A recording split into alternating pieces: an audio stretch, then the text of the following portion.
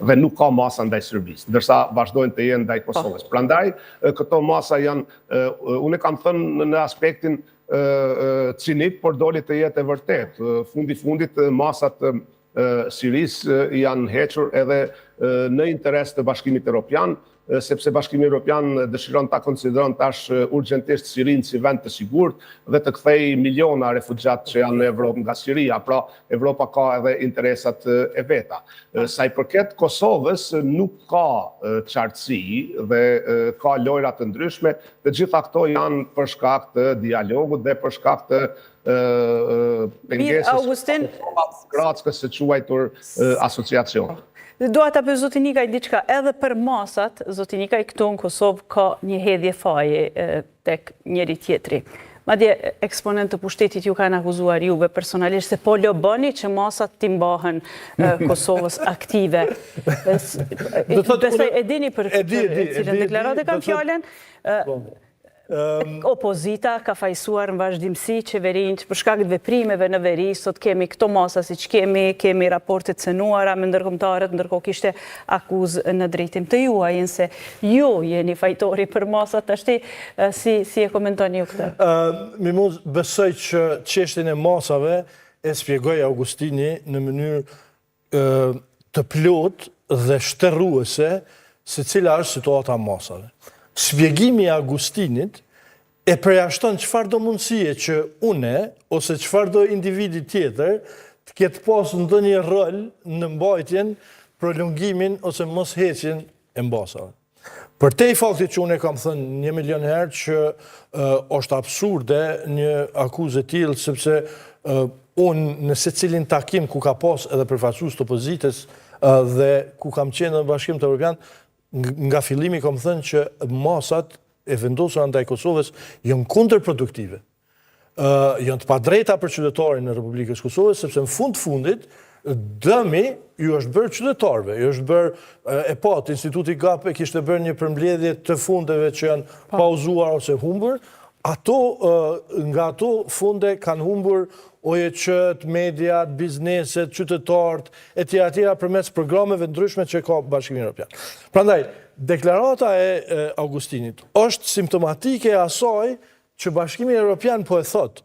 Do thotë, më përpara do t'i heqen Sirisë se sa Kosovës, sepse në Siri ka ndodhur diçka.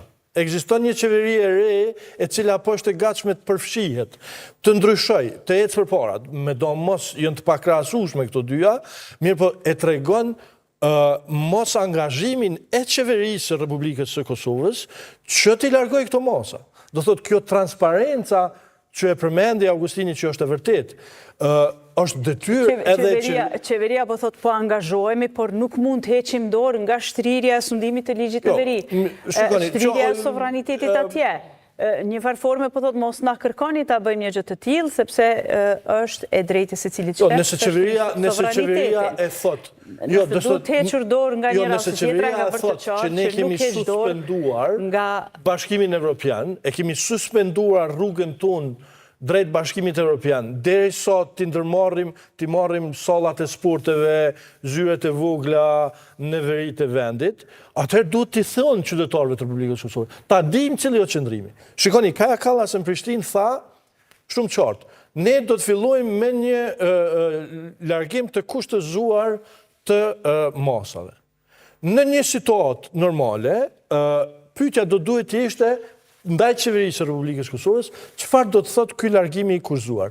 Cilat janë kushtet, cilat janë afatet, cilat janë veprimet që ju do t'i ndërmerrni që ky largim të ecën sa më shpejt. Kjo është qeverisja.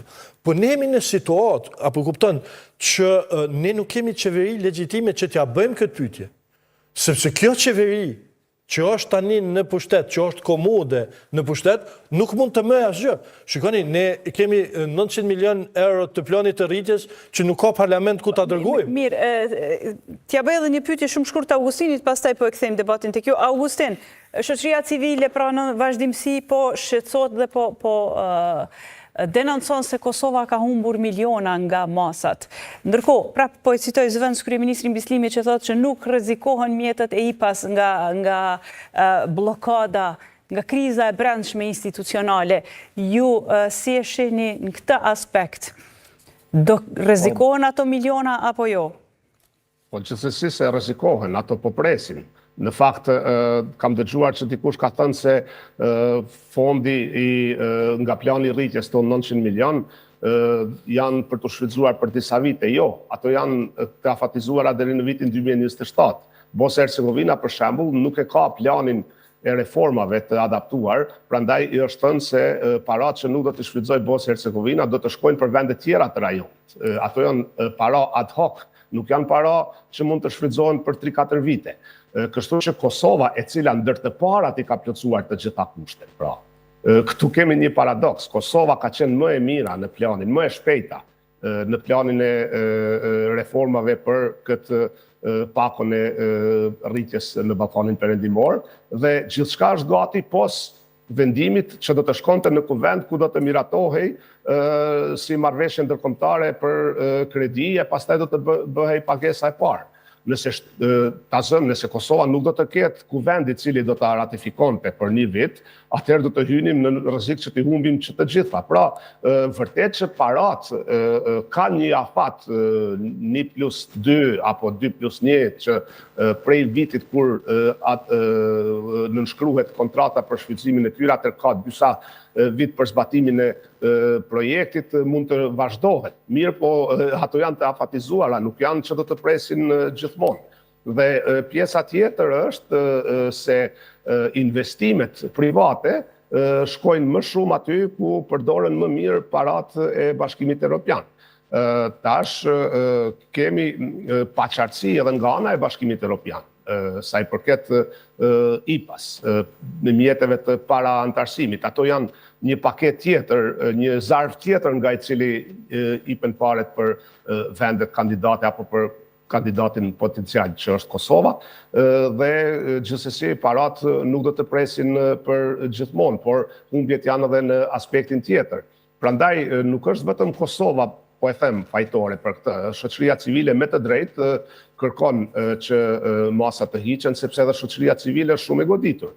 Është tërhequr USAID nga Kosova, po mbyllet plani i Amerikan tjetër, tash edhe nën masat të Bashkimit Evropian, dhe këto do ta godasin Kosovën, dhe kjo do të ndjehet në një moment, jo vetëm për shoqërinë civile, por edhe për gjëra tjera. Janë dalur projektet të financuara nga BE-ja edhe në fushën e rendit e sundimit të ligjit, edhe në mjedisin, edhe në energji, ku Kosova ka nevoja të mëdha, më shumë se çdo vend tjetër.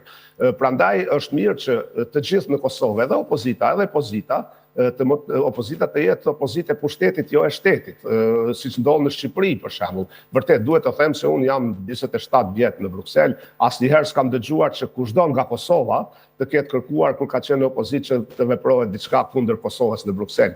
Çka nuk është rasti me Shqipërinë. Kemi Shqipërinë që po avancon me një shpejtësi më të madhe tash, ndërsa kreu i opozitës nëpër Evropë flet për shtetin e tij si narkoshtet. Kjo nuk ndodh nga politikanët e Kosovës për fat të mirë, po megjithatë do të ishte mirë që të ketë një unitet më të madh karshi raporteve me bashkinë ndërkombëtare, sepse do të jenë më serioz edhe në BE, edhe në NATO që të veprojnë me Kosovën kur të dinë se Kosova ka qëndrim të qartë dhe prapa atij qëndrimi qëndrojnë edhe partitë opozitare dhe edhe pushteti. Desha të them një gjë se gjatë emisionit e dëgjova, më duket që ishte kolegu Koci që tha që NATO-ja është pajtuar me formimin e ushtrisë së Kosovës. Raportet me NATO nuk i kemi të mira politikisht, NATO-ja nuk e njeh Kosovën.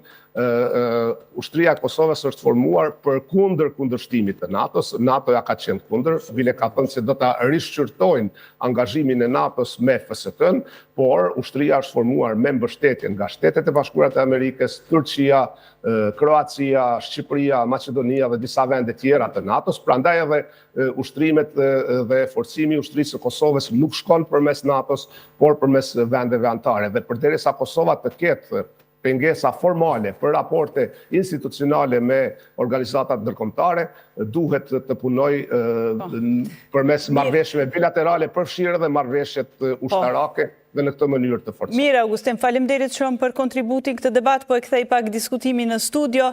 Vetëm nëse ke për të na thënë diçka mund të kyçesh prapë, por na kanë mbet edhe pak minuta. Po të diçka të shkoci